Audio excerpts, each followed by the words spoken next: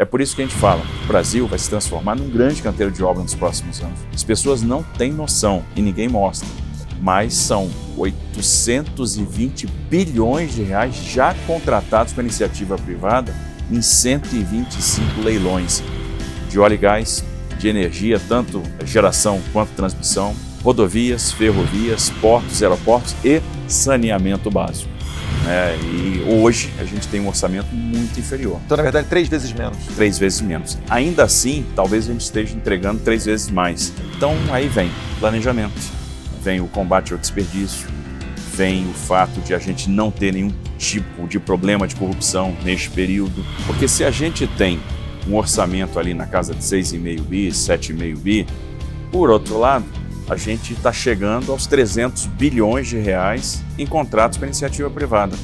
Então, observe o que vai ser feito em termos de infraestrutura nos próximos anos. Nós já fizemos 34 leilões de aeroportos e nós vamos fazer mais 16 ao longo de 2022. Ou seja, a gente fecha o governo com 50 aeroportos concedidos. Isso aí são bilhões de reais de investimento. Então, o governo Bolsonaro é o que mais fez leilão de aeroportos, foram 34. Que mais fez leilões de terminais portuários, 33. Que mais assinou contratos de adesão para terminais privados, foram 108. Que mais fez leilões de ferrovias. Brasília, a cidade que determina o rumo dos 210 milhões de brasileiros. Um lugar que desperta desconfiança em muita gente. E não é sem razão. Você sabe do que eu estou falando. Mas nos últimos tempos, o Brasil está começando a mudar. E goste ou não, essa mudança passa por aqui. Em uma era de fake news, onde a credibilidade da grande mídia se destrói a cada dia, o cidadão quer conhecer de perto a verdadeira revolução que vem ocorrendo em nosso país. Políticos, artistas, ativistas, personalidades de diversos setores que impactam a vida do povo brasileiro vão estar aqui. E você vai conhecer a verdade, descobrindo o que o Brasil precisa saber.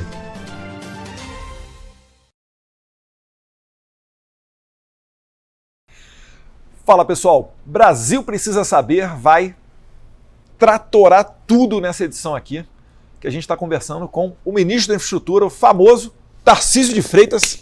Tudo bem, ministro? Como é que está o senhor? Tudo bem, Eduardo? Vamos assaltar. Vamos lá. Ministro, é praxe no nosso programa aqui, eu acho que a maioria das pessoas que me acompanham, nesses quase 1 milhão de seguidores que a gente está prestes a chegar no YouTube, já conhecem o senhor. Temos que chegar agora, depois desse programa. Quem sabe, aí ó, profetizando já. Mas... porventura, se alguém não conhece o senhor, podia falar um pouquinho da sua vida pregressa? Eu sei que tem IME aí no meio, tem uma vida militar, como é que é isso?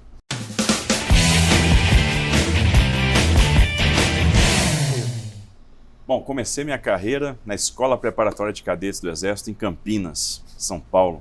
Escola que eu fui muito feliz. Depois fui para a Academia Militar das Agulhas Negras, servi no interior do Nordeste, servi no interior de Pernambuco, local que chegava água 2 dias na semana. A gente tinha que ter cisterna lá para aguentar o resto da semana. Então a gente conheceu um pouco dessa realidade que o presidente Bolsonaro agora está transformando, levando água para o Nordeste, que é uma libertação, é a liberdade em relação àqueles carros-pipa. Bom, servi depois, fui para o Instituto Militar de Engenharia, fiz a minha graduação em Engenharia Civil, fui para a Amazônia, trabalhei acho que em todos os locais daquela região, 6 anos ali, fui para a missão do Haiti, voltei, fiz um mestrado em Engenharia de Transportes no Haiti. 7 meses lá, bem vividos. General Heleno acho que foi o primeiro a comandar lá também. Foi o primeiro Force Commander da missão, a missão mais duradoura do Exército, a missão de paz mais longa que o Exército passou, enfrentou, e contribuiu muito com aquele país e com certeza muitos ensinamentos foram colhidos também. Depois eu fui auditor da CGU, diretor executivo, diretor-geral do DENIT, passei no concurso para consultor legislativo da Câmara dos Deputados. Em primeiro lugar, né? Fui o primeiro colocado no concurso. Depois foi a maior média histórica do IME durante um período também, não foi? Tinha sido a maior média do curso de Engenharia Civil, e eu não sei se isso permanece, acho que não, mas foi interessante que é o seguinte, no último semestre do IME eu tive câncer. E o pessoal falava, pô, como é que você vai tocar o curso e tal? E eu pensei mesmo, não, acho que eu vou trocar a matrícula, volto no ano seguinte e tal. E o tratamento ia envolver uma cirurgia para retirada do tumor e sessões de radioterapia. E lá pelas tantas, né, conversei com um professor que era um mentor que eu tinha no DENIT, chamado Ronaldo Glicério Cabral, um grande professor, um cara que fez mestrado e doutorado no MIT, nos Estados Unidos, estudou física dos reatores, engenheiro nuclear, né, graduado em Engenharia Elétrica no Instituto Militar de Engenharia. E ele disse para mim, não, nada disso, nada disso. Você vai fazer o curso, você vai fazer o tratamento, você está indo bem, você não pode desistir, vamos embora.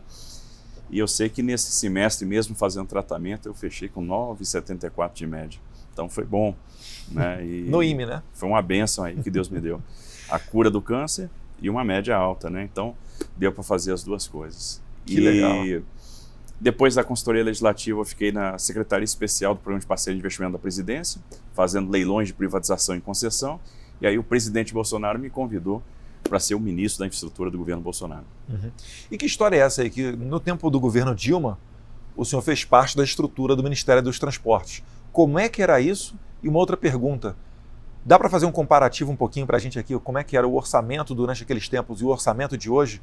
Como é que era o trabalho naquele período? E hoje, como é que são os resultados do governo, das entregas da pasta da infraestrutura? Com certeza. Naquele tempo, eu era auditor da CGU. E o DENIT e o Ministério estiveram envolvidos em grandes escândalos de corrupção. Foi necessária uma intervenção. Como eu era auditor da CGU e cuidava da auditoria de transportes, da área de transportes, eu era coordenador geral desta área na CGU, o ministro da CGU me fez um convite. Olha, eu vou propor seu nome para ser diretor do DENIT. E a sua missão lá é intervenção. Você vai ser um interventor, você vai procurar, vai ajudar a arrumar a casa. E na época eu disse, olha, se eu tiver um diretor-geral, que eu tinha sido convidado para ser diretor executivo, um diretor-geral que reme para o mesmo lado, e se a gente tiver liberdade para fazer o que precisa ser feito, ok, vamos lá. E realmente a gente foi lá, tentou arrumar a casa. O que a gente percebe é que não havia governança nenhuma. Naquela época, o Ministério dos Transportes tinha 21 bi de orçamento ano, e nós não tínhamos a área de portos, nem a área de aviação civil na estrutura do Ministério. Eram 2 ministérios à parte. Você lembra que no governo PT nós tínhamos 40 ministérios, porque era para abrigar a maior quantidade de partidos. E só para cuidar de transportes terrestres, o Ministério tinha 21 bi de orçamento. O DENIT tinha 14. Né? E hoje a gente tem um orçamento muito inferior. Naquela época não se tinha o teto de gastos. Chega nem metade, né? Não, hoje a gente tem 6,5, 7, dependendo do ano, dependendo daquilo que a gente consiga agregar de orçamento ao longo do ano. Então, na verdade, 3 vezes menos. 3 vezes menos. Ainda assim, talvez a gente esteja entregando 3 vezes mais. E ano por que passado, isso, a gente entregou 108 obras. Então, aí vem planejamento, vem o combate ao desperdício, vem o fato de a gente não ter nenhum tipo de problema de corrupção neste período.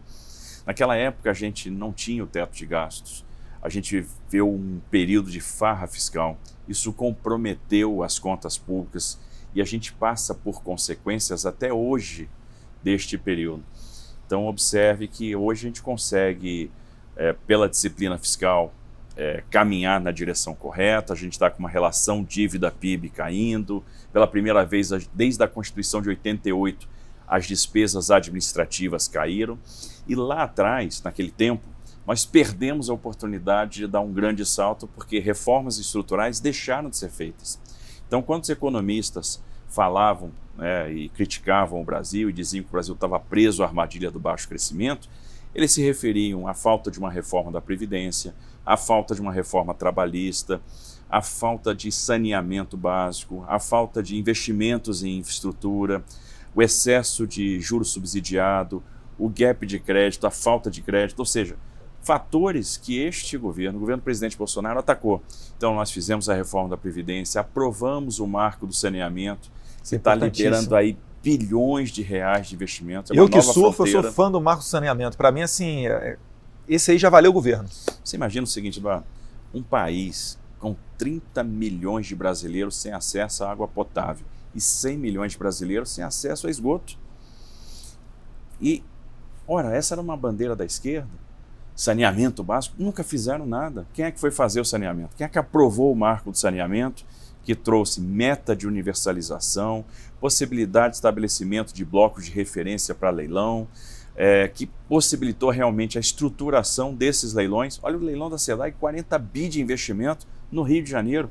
Além de a gente atender milhões de pessoas no estado do Rio, gerar milhões de empregos, a gente vai ter lá a despoluição da Baía de Guanabara, a despoluição do complexo de lagoas da Barra da Tijuca e a recuperação da Bacia do Guandu. 40 bilhões de investimentos e as contratações já começaram a ser feitas. Então olha o que isso representa para o estado do Rio de Janeiro. E em escala maior, nós vamos ter isso no Brasil inteiro. Recentemente houve o leilão de saneamento no Amapá. Então bilhões de reais vão ser investidos em saneamento básico no Amapá, em Alagoas, no Espírito Santo. Vou fazer uma pergunta, ministro. O senhor está falando das capitais dos estados, Rio de Janeiro, e isso daí é dito como o filé do saneamento. É onde a iniciativa privada entra, cobra pelo serviço e é muito lucrativo. Agora, tem outras áreas que as cidades são menores ou têm uma infraestrutura pior e talvez não sejam tão atrativas para a iniciativa privada. Essas cidades vão ter algum benefício desse novo marco do saneamento? Com certeza, porque aí, na hora de você estabelecer os seus blocos de licitação, você sempre vai agregar um filé com osso. Você vai pegar algo que seja bastante rentável com algo que não tenha tanta viabilidade. Vamos ver o que a gente fez na rodovia Presidente Dutra. Mudando para a rodovia, a gente fez o leilão da ligação Rio-São Paulo, mas incluímos nessa ligação Rio-São Paulo a ligação Rio-Santos. Ora, você quer administrar a Dutra novamente? Você quer ter o contrato de uma administração da ligação Rio-São Paulo? Ok. Você vai levar a Rio Santos também. O trecho federal da Rio Santos vai até Ubatuba e a gente previu a duplicação até Angra dos Reis. Nós vamos ter adequação de capacidade depois até Ubatuba, terceira faixa, etc.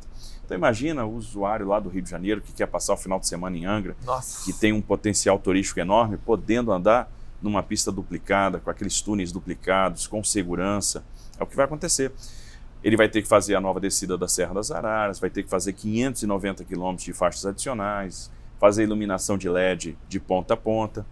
Eu vi o presidente Bolsonaro outro dia conversando com um caminhoneiro e preocupado com estadia do caminhoneiro nas estradas. As novas concessões agora impõem ao concessionário a operação de postos de parada e descanso, locais cercados, iluminados, com prestação de serviço, e a pousada vai ser gratuita. Isso daí foi um vídeo, inclusive, que eu fiz nos Estados Unidos, falando, né, o que lá se chama em inglês de rest area, ou seja, a área de descanso, que é super comum por lá. Você vai passando numa estrada, principalmente se forem locais desérticos, não habitados, você tem os locais de parada justamente, principalmente para o caminhoneiro ou para o motorista do carro de passeio, dar uma descansada, tem lá um postinho de uma maquininha de refrigerante, um local para ele tomar um banho, enfim.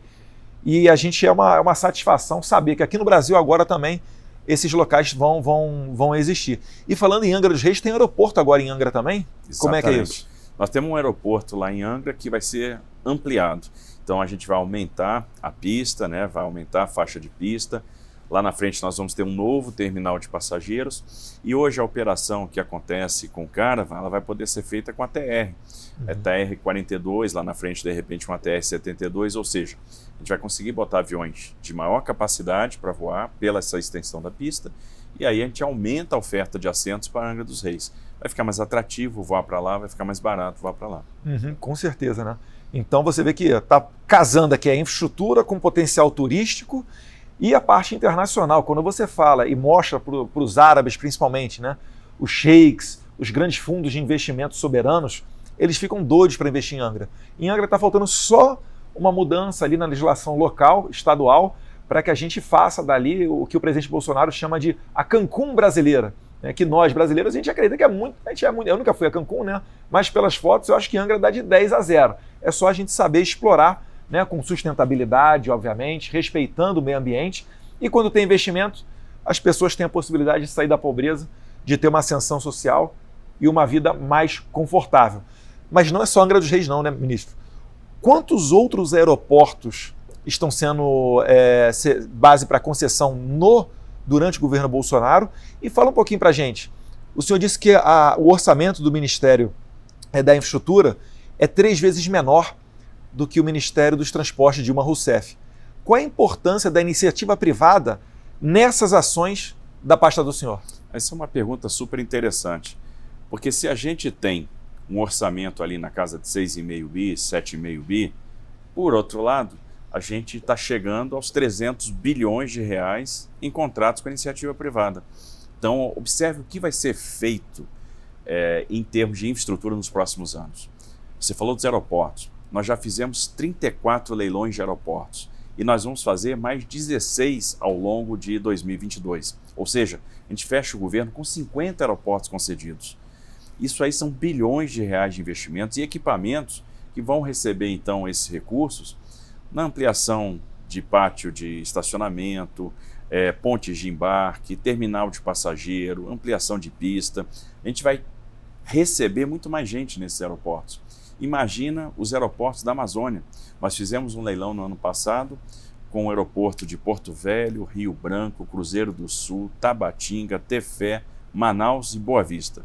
Vão ser mais de 2 bilhões de reais investidos pela iniciativa privada nestes aeroportos. Isso abre uma porta para o ecoturismo, abre uma porta para a gente aproveitar o potencial da região amazônica e conecta essas pessoas ao resto do Brasil, porque nós vamos ter muito mais oferta de voos.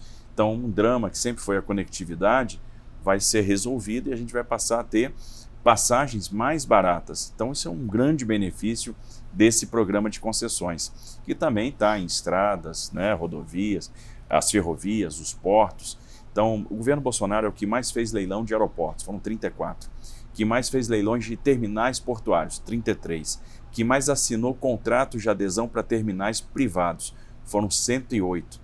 Que mais fez leilões de ferrovias e agora com a mudança do marco regulatório de ferrovias, a gente vai ver o modo ferroviário crescendo no Brasil de forma aí muito expressiva. Essa é a minha próxima pergunta. Tem um programa chamado ProTrilhos. Eu desde criança, eu lembro, né, nas minhas aulas de geografia que meu professor sempre falava, olha, o Brasil é uma terra antiga, né, aqui não tem, acho que não tem sequer uma montanha em termos técnicos, precisa de uma altura mínima, enfim, cheio de planícies, excelente para a exploração do modal ferroviário.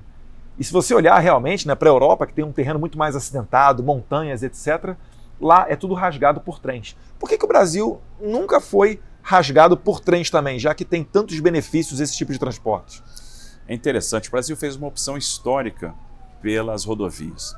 Então, na década de 30, se partia do pressuposto que a gente precisava ligar áreas de produção a portos. E se buscou a maneira mais barata de fazer isso, por meio das rodovias. Se criou um imposto compulsório sobre combustíveis e lubrificantes, se criou um fundo dedicado à construção de rodovias e se partiu para a construção de rodovias a partir da crença do petróleo barato, como se o petróleo fosse ser barato a vida toda. Onde é que a coisa deu errado? Na década de 70, com as crises do petróleo. E aí a gente já estava completamente nas mãos do modo rodoviário. A nossa matriz de transportes era muito desbalanceada para um país de dimensões continentais. E não se fez nada em termos de ferrovias desde o início do século XX, ou seja, desde 1910 até hoje.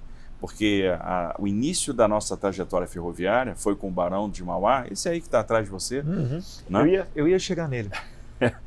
Por meio de ferrovias autorizadas, onde o privado tomava o risco de engenharia.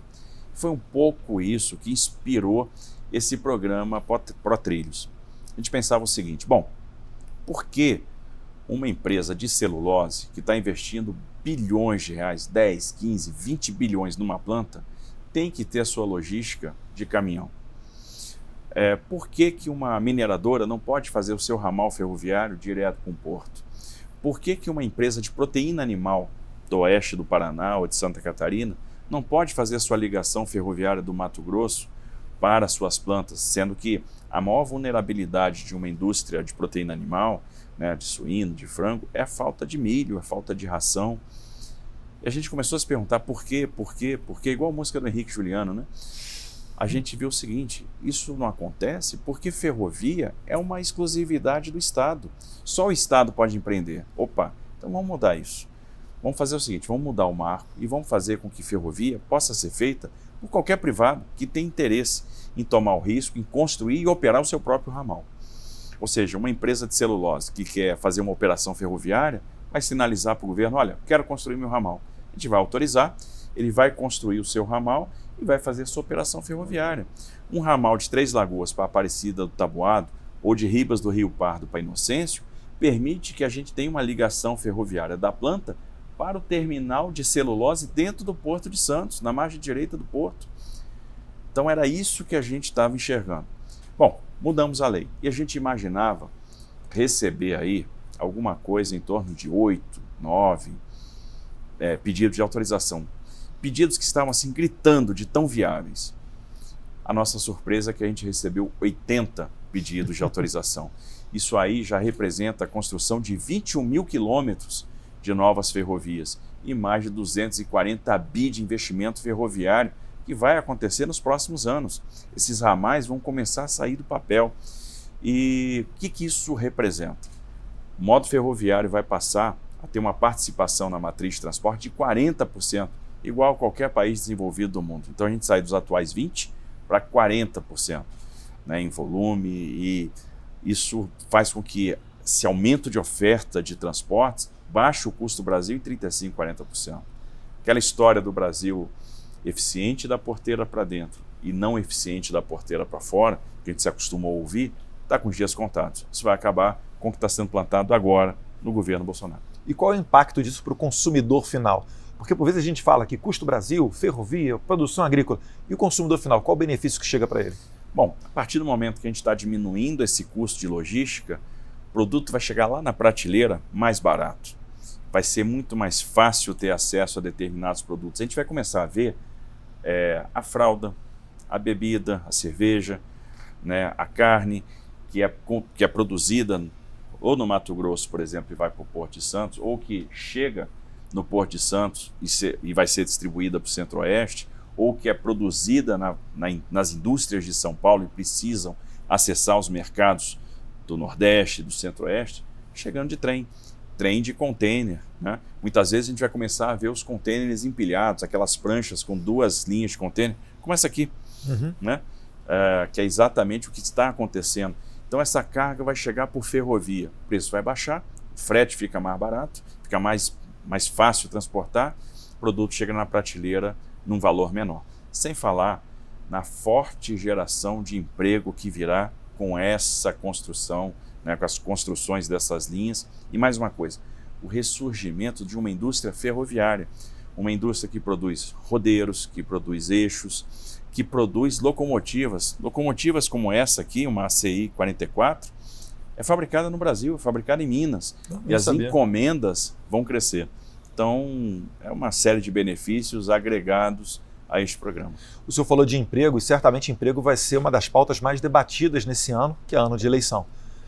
Os caminhoneiros, há um receio de que eles venham a perder mercado devido a toda essa mudança de modal, aeroportuário, ferroviário, portuário, enfim.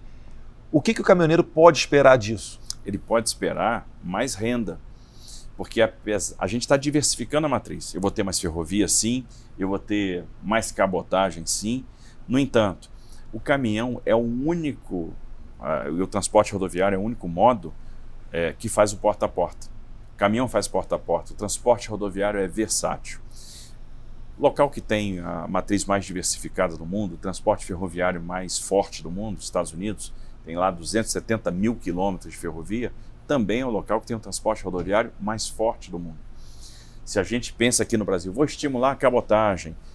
Estimular a cabotagem significa estimular o transportador, o operador logístico, a viver uma experiência multimodal.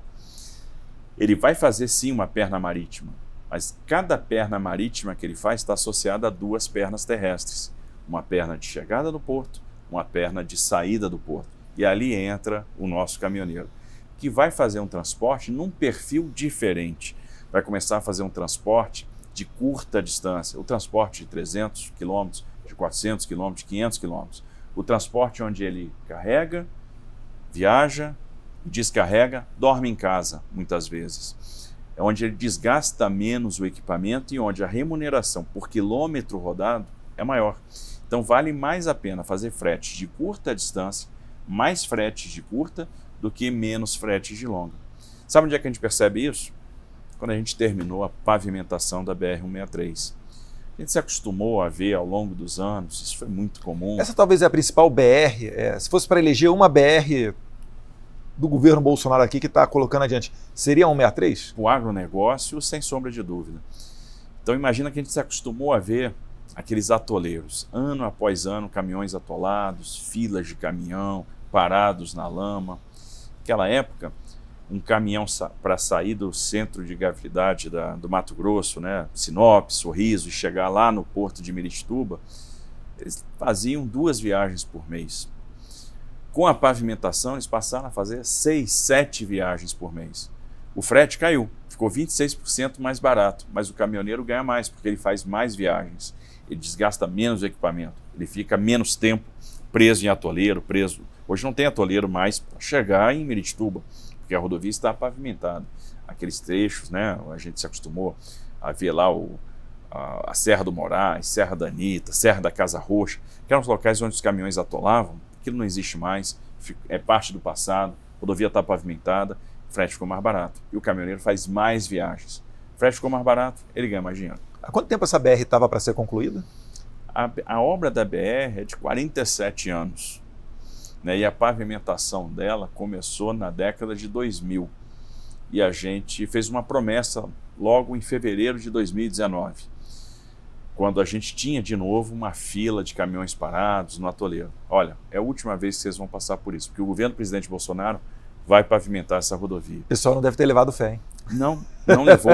E uma vez até me perguntaram, né, numa entrevista, uma jornalista fez a seguinte pergunta: por que vocês creem que essa rodovia vai ser pavimentada? Porque vários governos fizeram essa mesma promessa. E aí vem aquela certeza que vem do coração. Porque é a gente que está aqui, porque a gente quer fazer e nós vamos fazer. E nós fizemos. Parabéns, sensacional. É por isso, pessoal, que às vezes vocês recebem vídeos, vêm na internet, o caminhoneiro buzinando, agradecendo o presidente, o ministro Tarcísio. É nesse tipo de obra. 47 anos. Essa aí talvez tenha sido então a mais antiga aí que os senhores estão concluindo, ou tem obra de mais tempo do que 47 anos? Olha, nós temos uma obra muito antiga que está em pavimentação hoje, que é a BR-156 Amapá, né, que vai lá para o Oiapoque, liga Macapá ao Oiapoque e Macapá Laranjal do Jari. Então a gente teve um trabalho enorme de fechar projetos.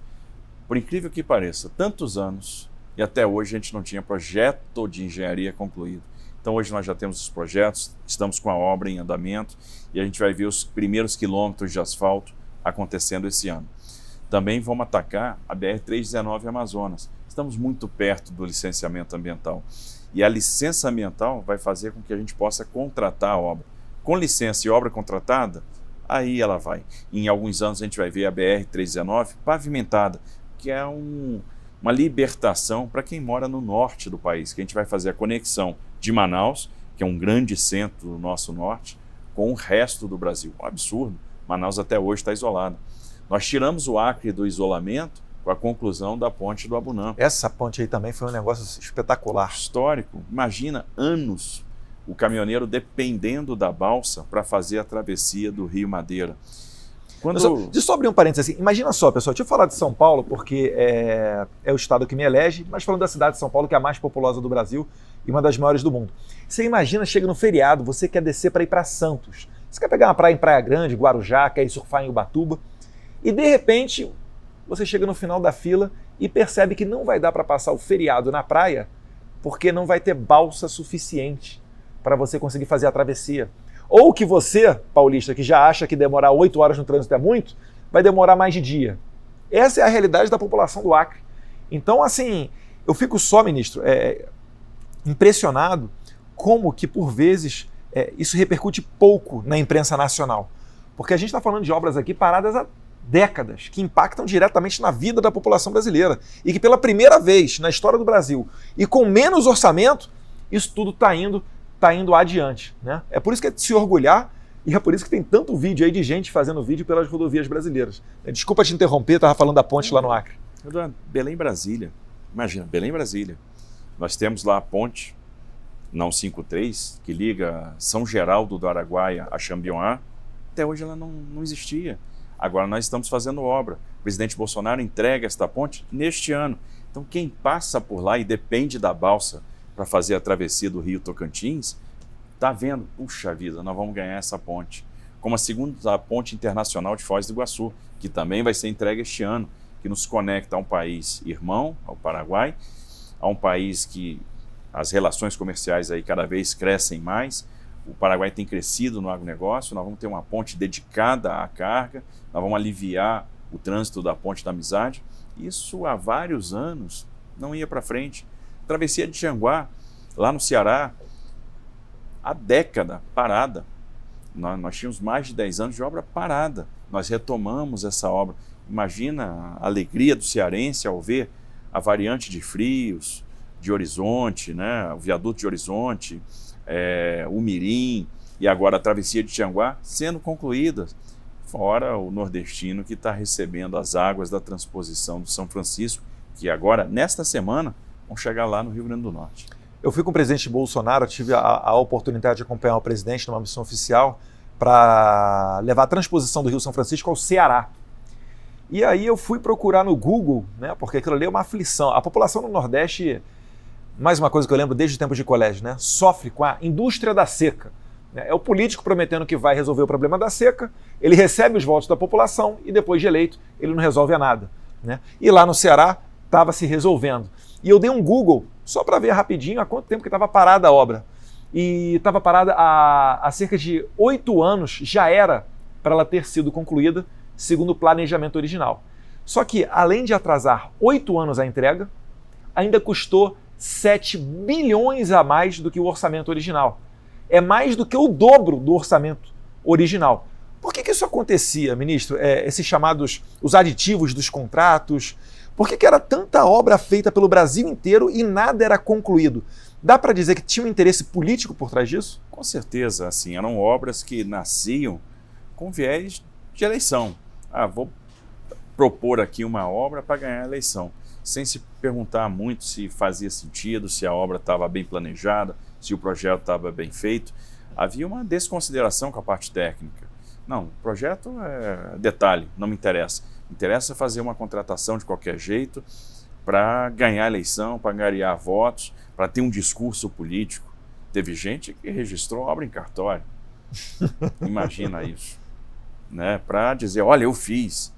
Né? Que Tem gente que aumenta até, durante a pandemia, o orçamento nas comunicações em plena pandemia, né? Só para dizer, ó, eu que fiz, olha a placa, etc. Mas enfim. Isso é uma questão de falta de foco, falta de compromisso. Falta de ética também. Então, é isso que mudou. O compromisso com a sociedade, o compromisso com a população mudou, é completamente diferente hoje. Olha quanta coisa está sendo plantada. Quando a gente fala em água no Nordeste, no final das contas, o que a gente está falando? Prosperidade. E aí o governo do presidente Bolsonaro está entrando com duas coisas. Por um lado, água. Por outro lado, regularização fundiária, que vai dar acesso ao crédito, que vai dar acesso à assistência técnica. Então, no final das contas, assistência técnica, crédito, mais água. Eu estou falando de prosperidade. Eu estou falando de mudança de condição de vida. Isso é compromisso. Aí a coisa, o ciclo de política pública é completo. Então, está se pensando nas pessoas. Eu lembro que no tema de regularização fundiária, o nosso queridíssimo Rodrigo Maia foi uma das medidas provisórias que ele ofertou à oposição para que a oposição selecionasse para ser uma daquelas medidas provisórias que iriam caducar, ou seja, que jamais seriam analisadas pelo Congresso e nunca virariam lei. E com a questão da regularização fundiária, além da pessoa ter certeza que aquela terra é dela, que ela pode investir, que ela pode reformar a sua casa, ou mesmo que ela possa vender e ir para outro lugar, ainda tem a questão ambiental. Porque se uma terra ela tem um dono, você tem como responsabilizar caso ocorra um incêndio ou um desmatamento ilegal naquela área.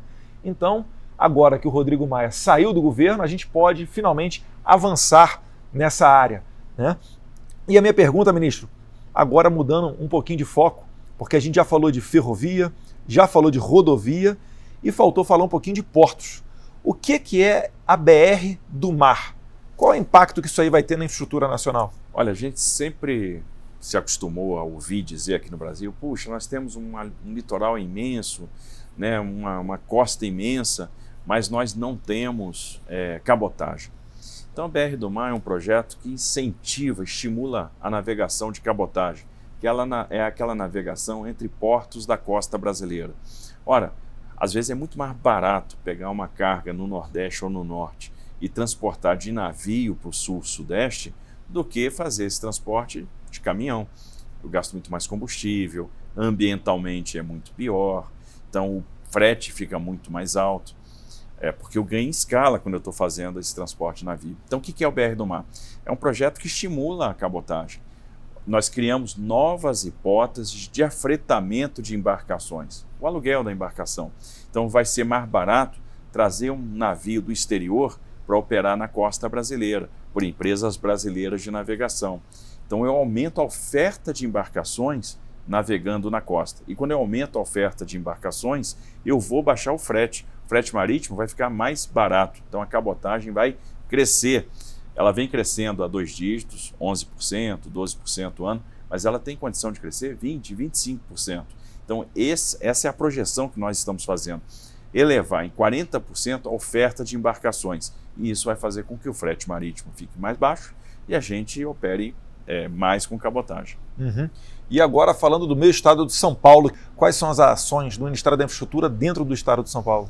Olha, uma coisa interessante, Eduardo, na quinta-feira nós vamos estar em São Paulo, no dia 10 de fevereiro agora, para apresentar um modelo de privatização do Porto de Santos. Por que isso é relevante? Porque demandas históricas da região da Baixada Santista estão sendo tratadas nesse modelo. Por exemplo, nós vamos ter lá o túnel do Maciço, na cidade de Santos, que cria uma nova rota alternativa de acesso ao porto. E é um túnel que vai desafogar o trânsito em Santos. Nós vamos ter no modelo a travessia seca Santos-Guarujá. Então a gente também vai dar uma solução para aquela travessia de balsa. Nós vamos ter o túnel lá, onde nós vamos ter 3 faixas para ir, 3 faixas para voltar, uma faixa para o VLT, ciclovia. Então, o túnel cabe dentro da conta do porto? Cabe. Então, nós colocamos lá esta obrigação. Aquele novo concessionário do Porto Santos vai ter que investir no túnel, na travessia, na ligação. Dá para dizer que isso é uma mentalidade nova do governo Bolsonaro? É uma mentalidade nova. Aproveitar as oportunidades para trazer investimento. Então, quantas outorgas estão virando investimento? Nós vamos fazer também 19 bi de investimento no Porto de Santos. E o mais legal, 19 bi de investimento reduzindo a tarifa portuária em 43%. Ou seja, bota investimento, diminui o custo do Brasil. Nesses investimentos, nós temos os acessos ferroviários, acessos rodoviários, viaduto da Lamoa, por exemplo. Nós vamos ter ali muito investimento, quase 2 bi, em acesso ferroviário, para aumentar a capacidade de recepção ferroviária no Porto de Santos. E o aprofundamento do canal de 15 para 17 metros. Ou seja, um porto que hoje está operando 145, 150 milhões de toneladas, vai bater, no final do período da concessão, 290 milhões de toneladas. Nós vamos ter o maior porto do Hemisfério Sul. Esse é um dos grandes investimentos. O maior do Hemisfério Sul. O maior do Hemisfério Sul. Vai bater a Austrália. Austrália, enfim. Porto de Santos é um patrimônio nosso. Mas nós vamos ter também a duplicação, né, da linha de Tirapina para Santos, 6 bi de investimentos na Malha Paulista, com o contorno de São José do Rio Preto. Nós vamos inaugurar agora a travessia de São José do Rio Preto, né, são 22 quilômetros no final das contas, na BR-153, lá em São Paulo.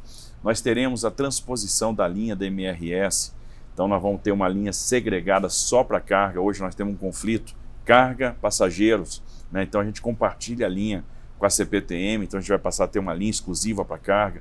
Isso significa aumento de capacidade e também a gente viabiliza o leilão do trem Intercidades, que vai ser uma ligação de média velocidade de Campinas para São Paulo.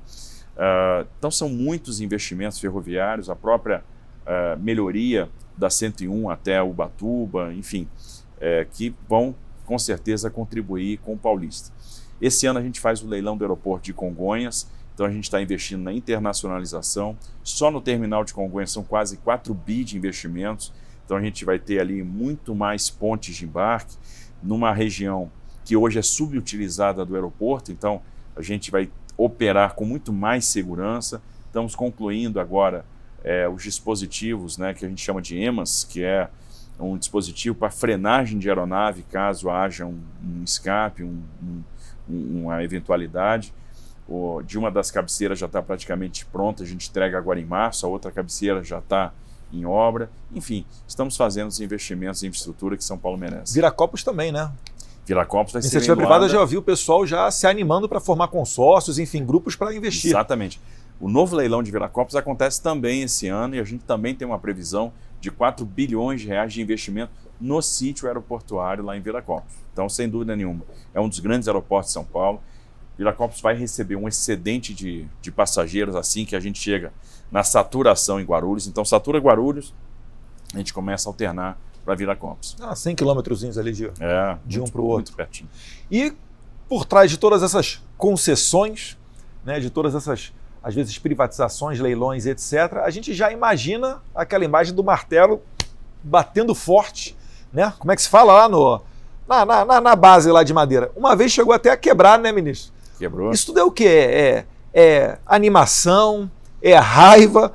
Conta pra gente um pouquinho o que fica por trás dessa batida de martelo. O que tem de trabalho de vocês por trás para realizar, né, uma concessão dessas? Olha, em abril do ano passado, a gente bolou uma semana de leilões e conversa com a iniciativa privada, que a gente batizou carinhosamente de Infra Week.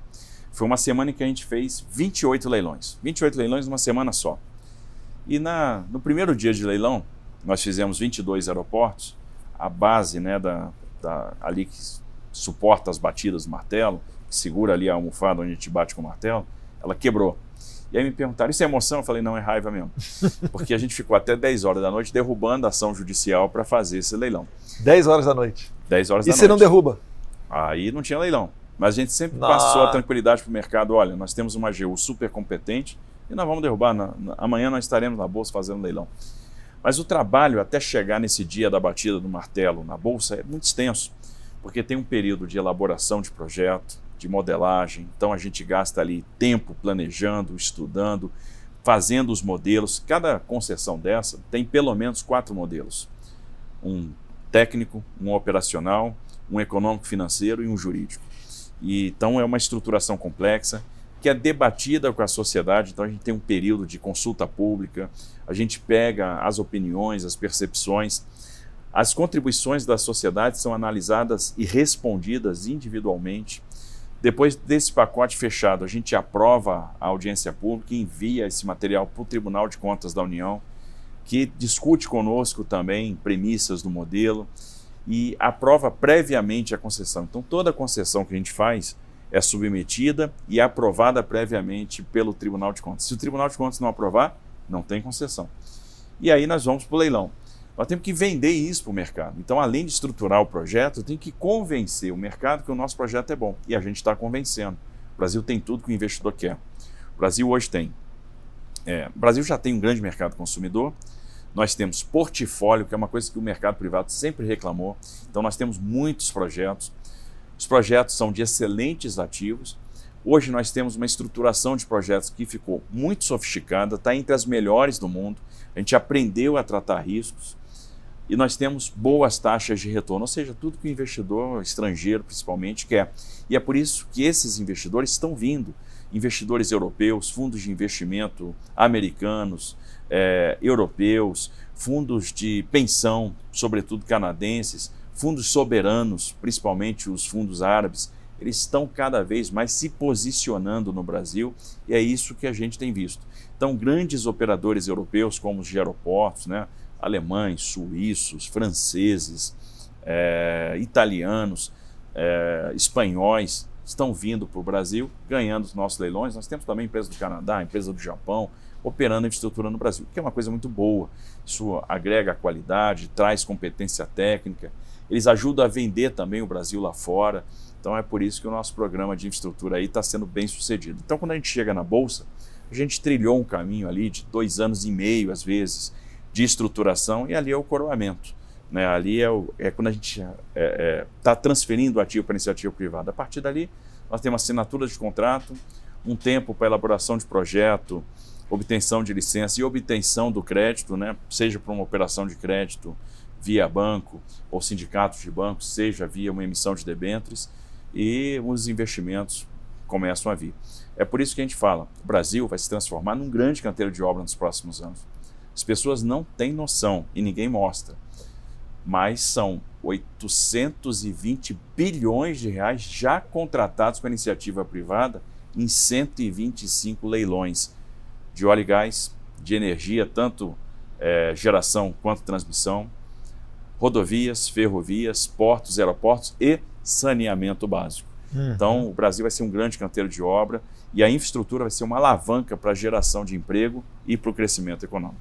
Sensacional. Na viagem que o presidente Bolsonaro fez para a Expo Dubai, e depois acabou indo para Bahrein, Catar, outros países ali da região do Oriente Médio, me fez lembrar que o Mubadala, que é o Fundo Soberano de Investimento do Emirados Árabes, ele cada vez investe mais no Brasil, né? Tanto que ano passado, ainda em ano de pandemia, o comércio entre Brasil e Emirados Árabes aumentou 33%. E quando um Mubadala investe no Brasil, ele dá o recado para o mundo inteiro que aqui é um porto seguro para os seus investimentos. E também não é à toa que em 2019 o governo Bolsonaro chegou a ser o quarto país no mundo que mais recebe investimentos estrangeiros, ficando atrás só de Estados Unidos, China e Singapura. Mas, ministro, o senhor falou que o Brasil vai se transformar num grande canteiro de obras. Isso não é um prato cheio para os opositores do presidente Bolsonaro acusarem o senhor de estar fazendo obras só porque é período eleitoral? Porque o brasileiro é assim, né? Chegando de eleição, ele começa a ver obra para lá, obra para cá, asfaltamento de rua que não precisa, para o político depois aparecer lá, né, bonitinho, descerrando a faixa e dizendo que aquela inauguração é ele preocupado com a população. O governo Bolsonaro segue nessa linha? A linha do governo Bolsonaro é completamente diversa. O governo Bolsonaro é um governo que tratou a infraestrutura como uma questão de Estado. Olha o que o presidente Bolsonaro fez, o que ninguém tinha feito antes. Ele não descontinuou projetos, não interrompeu projetos, ele deu seguimento a projetos que vinham de outros governos, sem problema nenhum. Orientou o Ministério da Infraestrutura a concluir obras que outros governos começaram, que é uma coisa muito importante. O maior risco da administração pública é o da descontinuidade. Colocou técnicos na gestão dos ministérios, rompeu com os partidos, isso é uma coisa de extrema coragem. Pagou um preço político por causa disso, mas chegou ali com uma determinação, ele resolveu encarar isso. E colocar técnicos nessas posições dá muito certo. Então ele deu liberdade para montar as equipes. Nós temos equipes aqui que são da mais alta competência, do mais alto gabarito, capazes de construir soluções para problemas que são super difíceis. E é por isso que a gente manteve um ritmo de entrega de projetos. Projetos, muitas vezes, que estão sendo contratados e que vão gerar obras daqui a alguns anos. Mas ele não se preocupou com isso. Ele está pensando no Brasil de 15, 20, 30 anos para frente. E ali é que a gente vai sentir a repercussão econômica do que está sendo plantado agora. Então o presidente Bolsonaro é um presidente que plantou uma revolução portuária, plantou uma revolução ferroviária, plantou uma revolução regulatória, ou seja, é um presidente que veio para transformar a infraestrutura, para transformar a logística, não teve problema de concluir aquilo que outros governos começaram e de dizer, essa obra começou nesse governo e está acabando agora. Não fui eu que comecei, mas eu estou concluindo. E se todos os governantes tivessem essa postura, o Brasil não seria um cemitério de obras inacabadas como foi no passado. A obra parada não gera taxa de retorno, não gera benefício nenhum para a sociedade. Então, a partir do momento que ele começa a concluir essas obras, e isso está sendo reconhecido pela população, ele está dando a oportunidade da população usufruir daquele equipamento. Isso é muito positivo. E a gente está fazendo entregas e mais do que isso, plantando futuro. Porque o programa ferroviário, né, o programa de cabotagem, o programa de concessões, vai trazer uma transformação na logística que vai ser sentida pelo nosso produtor daqui a 10, 15 anos. E aí a gente vai ter um custo do Brasil muito mais baixo, nós vamos ver muitos empregos sendo gerados. Então, realmente é algo estrutural. Ele está preocupado com o crescimento estrutural do Brasil e essa é a grande diferença dele para os outros governantes aí que passaram. Eu sempre falo o seguinte, se o presidente Bolsonaro teve condições e independência para romper com o modus operandi anterior e inaugurar uma nova era, principalmente de nomeações técnicas, que o próprio presidente fala aqui, o principal gol dele enquanto presidente é essa nomeação técnica dos ministros, que é a partir dali que começa a se desenvolver um trabalho. Então, é o servidor aqui do DENIT, formado pelo IME, à frente da infraestrutura. É um economista como Paulo Guedes, à frente do Ministério da Economia. É um astronauta que já foi para o espaço pela NASA, como o coronel Marcos Pontes, à frente da CS Tecnologia e assim por diante. A gente está chegando no final, Tarcísio, ministro Tarcísio. E para o senhor eu falo, o que a gente pode esperar do futuro? O senhor fala muito de investimento, concessões, privatizações. O Brasil tem o PPI, o Programa de Parcerias e Investimentos, que hoje é liderado pela queridíssima Marta Seiler, que está lá não porque é mulher, mas sim porque é competente, e é isso que eu sempre defendo, que a gente não segregue a sociedade por sexo, cor ou religião, mas sim por uma meritocracia. Parabéns, Marta, pela liderança que você exerce à frente dessa pasta. E a pergunta para o senhor fica o que a gente pode esperar do futuro do Brasil? Na área de infraestrutura, O que o brasileiro pode aguardar para os próximos anos? A gente pode esperar uma infraestrutura muito melhor, com equipamentos muito mais modernos. A gente vai ver uma infraestrutura onde os trens estão andando para cima e para baixo, de norte a sul, ligando sudeste a centro-oeste, com container sendo transportado, container empilhado, double stack. Então, o que a gente pode esperar é uma infraestrutura mais eficiente, uma infraestrutura mais sustentável. Porque imagina quanto que a gente vai substituir de emissões com o transporte ferroviário, que vai ter uma participação muito mais expressiva, com uma cabotagem muito mais expressiva. Então, uma matriz mais equilibrada, uma matriz mais verde, mais sustentável, uma matriz mais barata. E aí essa diferença de valor de frete vai ficar no bolso do produtor. Esse produtor vai investir mais, vai gerar mais riqueza, vai gerar mais emprego. Então, a gente vai ter orgulho da infraestrutura nacional, que vai estar cada vez mais moderna, cada vez mais apta a trazer resultados e sem deixar nada a desejar de país nenhum aí desenvolvido. O Brasil vai ser líder em infraestrutura na América Latina. Então, nós vamos sair lá de trás e vamos ir para uma situação de liderança, e isso vai ser motivo de orgulho aí para os brasileiros. Sensacional. Pessoal, o bate-papo tá bom, mas a gente está chegando no final, e no final sempre tem a hora do livro.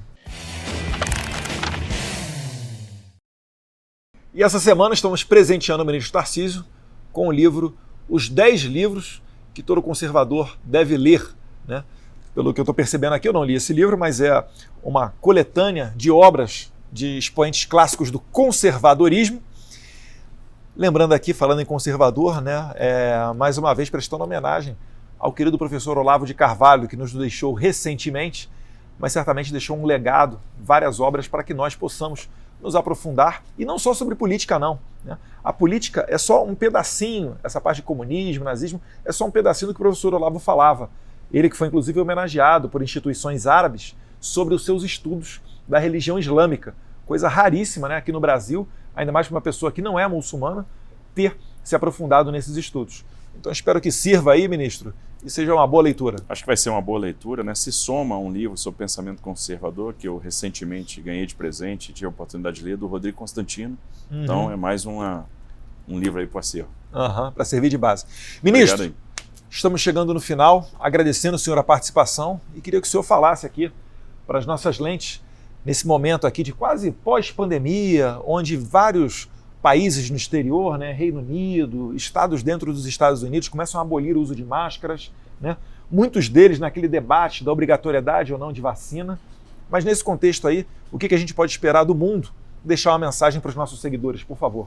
Acho que o mundo passou por um momento muito difícil, não foi diferente no Brasil, mas olha o que nós avançamos. Mesmo nessa situação, 3 anos e pouco de governo, 2 vivendo pandemia, nós aprovamos reformas estruturais, nós fizemos reforma da Previdência, lei do contribuinte legal, marco do saneamento que vai transformar o Brasil, lei das agências, autonomia do Banco Central, nova lei de falências. Nós avançamos nas concessões, nós avançamos na infraestrutura, 125 leilões realizados, 820 bi de contrato. A gente chega esse ano a mais de R$1 trilhão contratados com iniciativa privada, que é algo sem precedentes e que permite a gente realmente apostar que o Brasil vai ser esse grande canteiro de obras. Nós atacamos aquelas questões do baixo crescimento estrutural, então a gente vai ver o Brasil decolando, o Brasil crescendo. Então o Brasil do futuro está sendo plantado agora, é por isso que a gente tem que ter fé, a gente tem que ter coragem e acreditar que o nosso futuro vai ser diferente. Então a gente está extremamente otimista com o futuro do Brasil, porque a gente está vendo o que está sendo construído, mesmo com todas as adversidades. Impressionante que a gente caminhou nesse período enfrentando tanta dificuldade. Então, pode ter certeza, o Brasil do futuro está sendo plantado agora e nós vamos decolar. Exatamente, é tanta coisa, é marco das startups, MP da liberdade econômica, dá para falar aqui o dia inteiro sobre essas realizações feitas durante a pandemia. E todo mundo errando previsão. Previnham que o Brasil ia fechar com déficit de 250 bi, fechou com superávit. Previam que a relação dívida-PIB ia explodir, passar de 100%, ela bateu ali 80%. Previam que as despesas administrativas iam crescer, elas diminuíram. Então a gente está realmente surpreendendo e mostrando que um governo sério, um governo profissional, é capaz de fazer. Então nós estamos num excelente rumo, tenho certeza que é um rumo de transformação. Agora ó, corta para mim aqui, ó. 4 anos de governo Bolsonaro, 3 de pandemia. Imagina sem a pandemia o quanto que o Brasil não voaria, né? Esse é o desejo que eu deixo aqui para você refletir nesse final de programa. Vai voar nos próximos anos, hein? Deus quiser. Ministro, muito obrigado e aguardo o convite do senhor para a gente fazer aquela volta de trem ali que o presidente está tanto prometendo, falou que vai levar parlamentares. Quando é que vai ser isso aí? Chama a gente, esquece da gente não. Acho que agora em março a gente vai fazer essa volta de trem pela Ferrovia Norte-Sul. Quem sabe, né? De repente chegando lá em Santos. Vamos programar isso aí direitinho. Vai dar até para fazer um surf lá, hein? Quem sabe? Dar um pulinho em Santos, Guarujá. Pessoal, a gente agradece aqui um bate-papo super produtivo, mostrando um pouquinho de um lado, né, do trabalho dos ministros, no caso aqui da infraestrutura, para que você possa compartilhar. Então, bota esse link aqui no seu grupo de amizade, no grupo do futebol, recorta os trechos, se você conseguir editar no celular, joga para frente essa palavra, porque você sabe que a comunicação ela é super importante e a gente tem aqueles probleminhas com aquele tipo de imprensa, né, que não gosta muito da gente, faz aquelas pautas negativas, mas como você viu aqui, tem muita coisa boa para se apresentar. E se inscreve no canal porque isso também ajuda a mais gente receber essa notificação do YouTube, beleza? Um abraço a todos vocês, fiquem com Deus.